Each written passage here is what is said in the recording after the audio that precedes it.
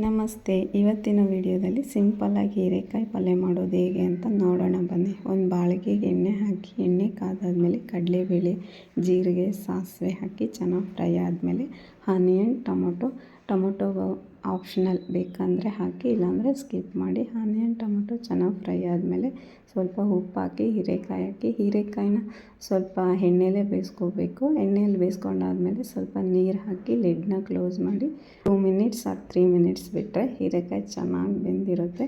ಬೆಂದಾದಮೇಲೆ ಅರಶಿನದ ಪುಡಿ, ಖಾರದ ಪುಡಿ, ನಾವಿಲ್ಲಿ ಯಾವುದೇ ಮಸಾಲೆ ಯೂಸ್ ಮಾಡ್ತಾಯಿಲ್ಲ ಪಲ್ಯಗೆ, ಜಸ್ಟ್ ಅರಶಿನದ ಪುಡಿ, ಖಾರದ ಪುಡಿ ಅಷ್ಟೇ ಯೂಸ್ ಮಾಡ್ತಾಯಿದ್ದೀವಿ.